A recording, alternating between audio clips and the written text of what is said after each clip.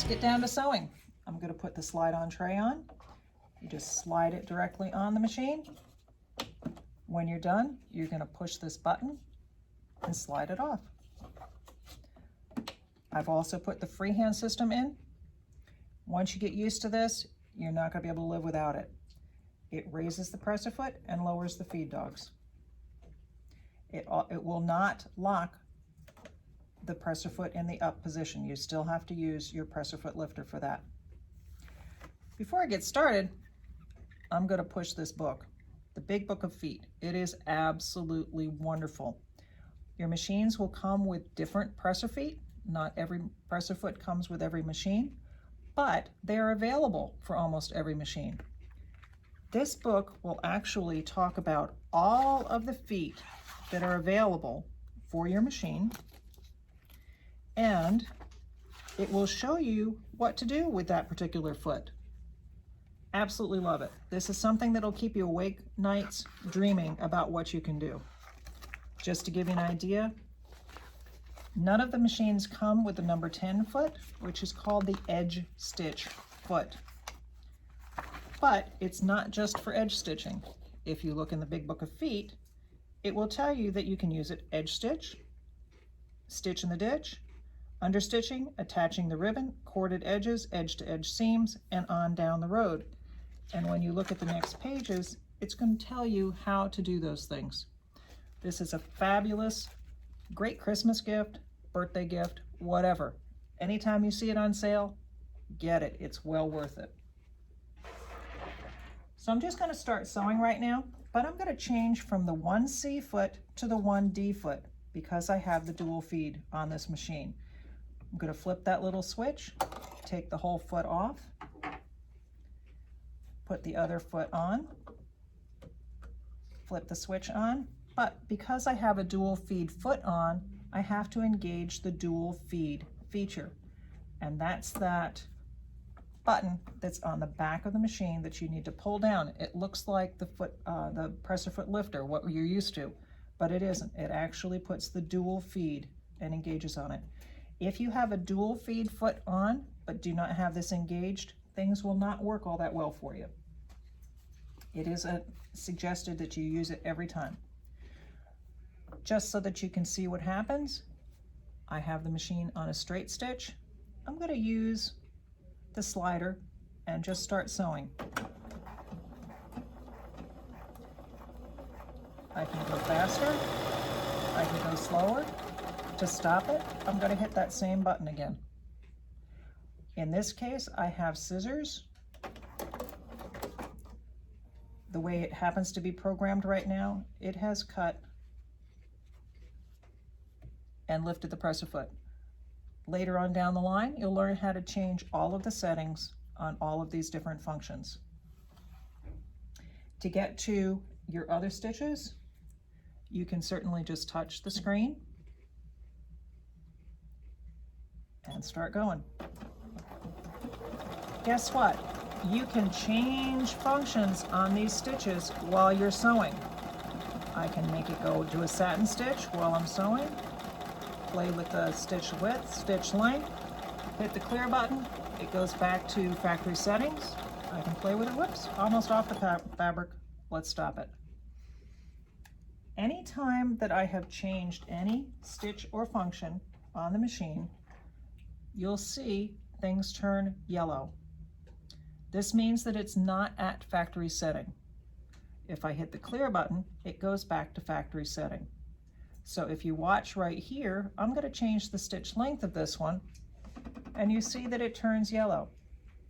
If I change the stitch width, it turns yellow. That's just telling you that it's doing what you told it to do, not what the factory wanted it to do. Just going to hit the clear button, and back it goes. One thing you'll find when you're looking at your machine mastery guide in your USB stick that I told you that you need to put in your computer at home, they're going to be talking about breadcrumbs. And breadcrumbs are right up here. This is a single breadcrumb. If I go into information and start playing with other things that are going on, other choices, you're going to see more breadcrumbs show up here. To go back one breadcrumb when it tells you to do that, we're just going to go back one. When you're going back another one, you're going to go back another one.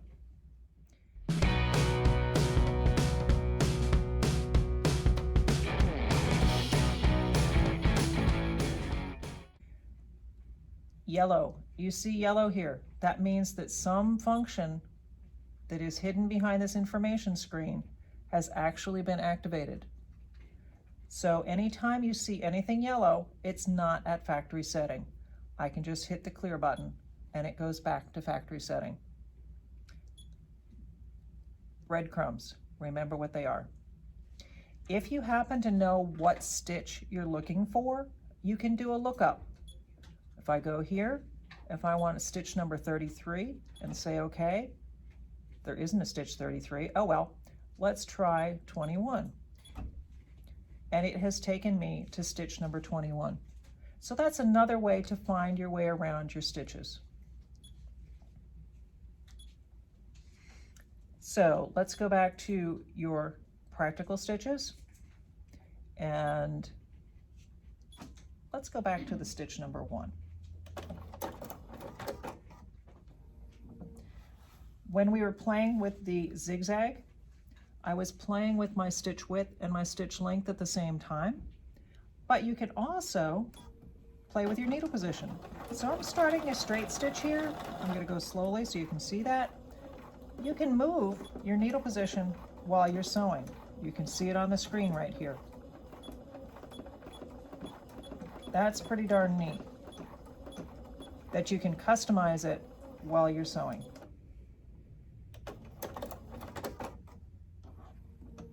That's one of the Bernina features. The machine automatically sets the tension for each of the different stitches.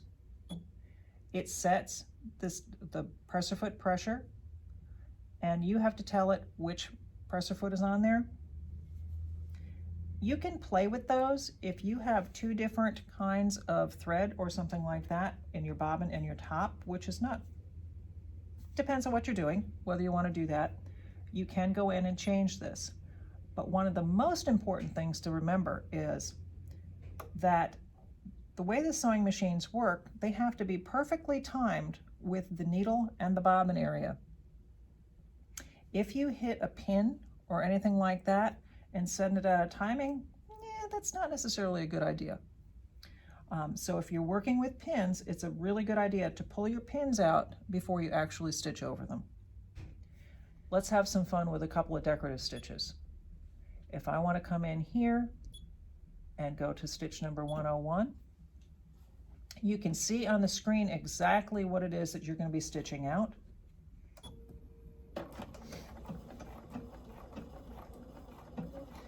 All right, a little faster would be nice.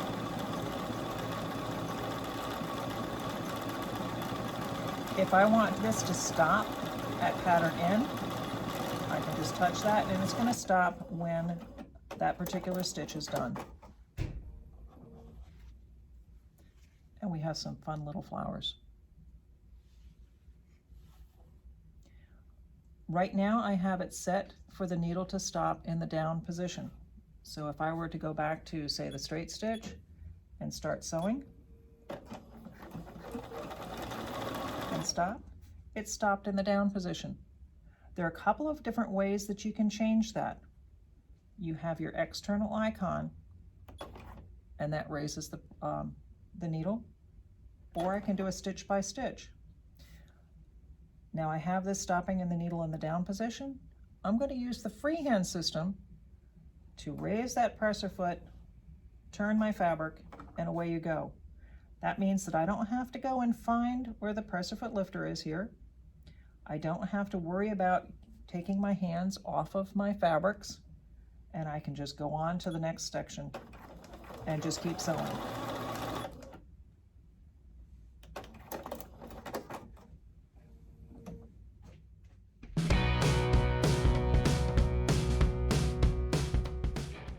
Just to go over a couple of my other favorite ideas, that question mark is your best friend. Question your stitch or function.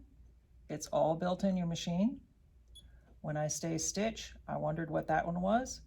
When I was wondering what these functions are, ask the machine and it will tell you. So that's one of your best friends. Play around with the machine. Now that you have it unboxed, don't be scared of it. I said before, if it is a computer, just turn it off and turn it back on again if you've gotten someplace you don't know where you are. There's really nothing you can do to mess this up. So enjoy playing. A couple of things to do is because it is a computer, remember that you don't want to leave it in a hot car or a really cold car. Anytime you do that, you want to bring it into the house and get it into room temperature before you start playing on it, particularly when it's really hot or really cold. So treat your computer like you would treat the one that you carry around with you all the time. This is a computer machine.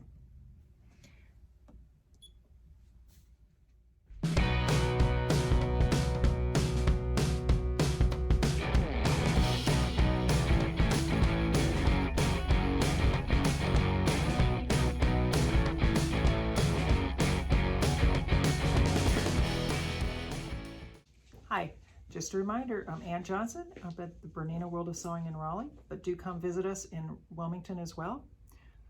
Enjoy your machine. Have a wonderful time with it. Don't forget to play on it, and welcome to the family.